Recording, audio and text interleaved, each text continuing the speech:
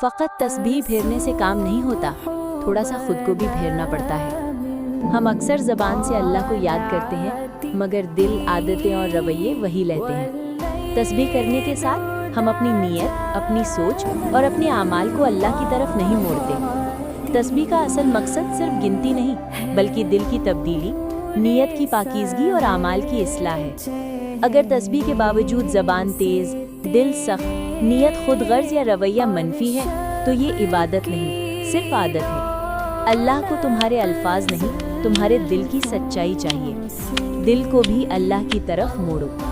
अल्लाह किसी कौम की हालत नहीं बदलता जब तक वो खुद अपनी हालत ना बदले। सूरत अर्राद 11।